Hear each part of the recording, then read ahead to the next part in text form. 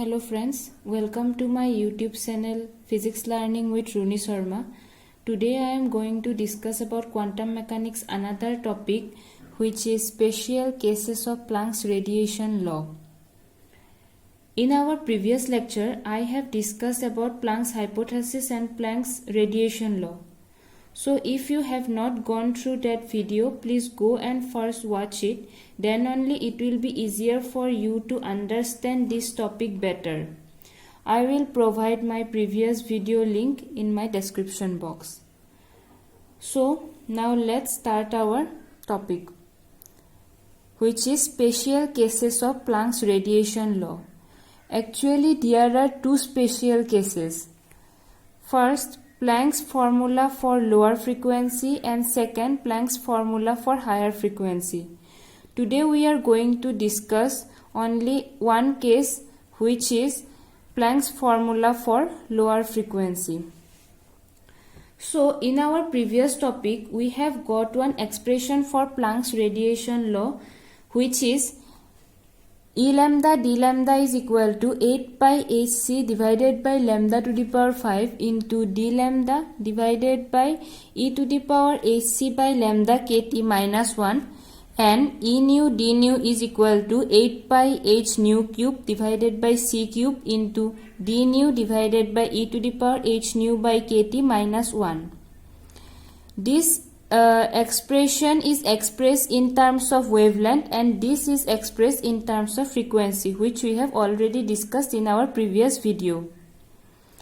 Now this each term have some usual meaning. E lambda is the energy density belonging to the range of d lambda, h is the Planck's constant, c is the speed of light, lambda is the wavelength, and k is the Boltzmann constant. Same here also, E nu is the energy density belonging to the range of d nu, nu is the frequency, c is the speed of light, h is the Planck's constant, k is the Boltzmann constant, and T is the temperature, which is expressed which is termed by equation number 2. So for small frequency, so for small frequency it has higher wavelength. As I have said higher wavelength, then lambda should be very large.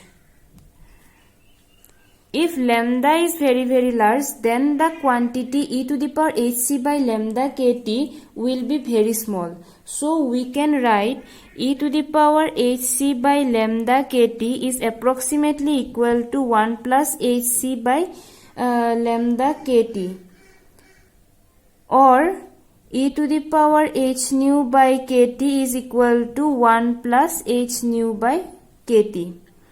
Now substituting the value of e to the power hc by lambda kt and e to the power h nu by kt in our equation 1 and 2. So from equation 1 we get E lambda d lambda is equal to 8 pi hc divided by lambda to the power 5 into d lambda divided by 1 plus hc by lambda kt minus 1.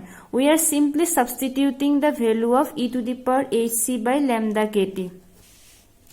So now cancelling plus 1 and minus 1, we will get 8 pi hc divided by lambda to the power 5 into lambda kt divided by hc d lambda.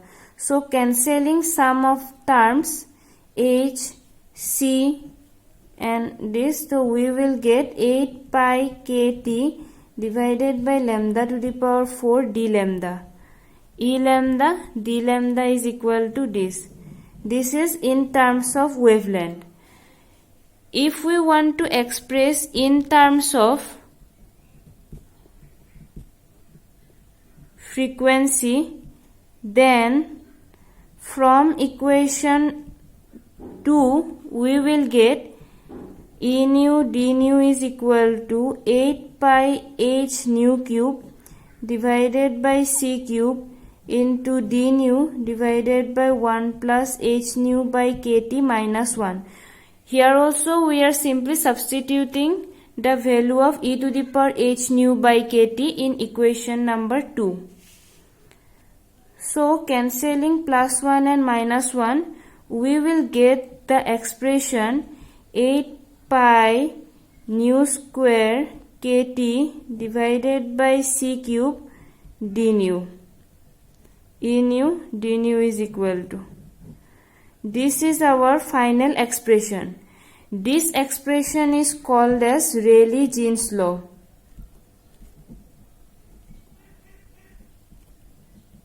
Rayleigh-Jeans law expression.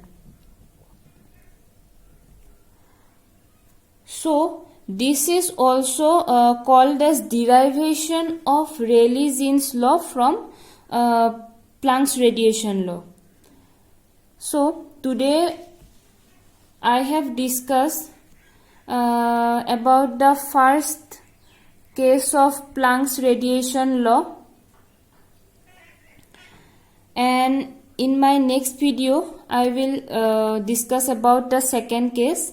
So if you have any doubt in this first case which I have discussed today, then please comment me below, and if you have any doubt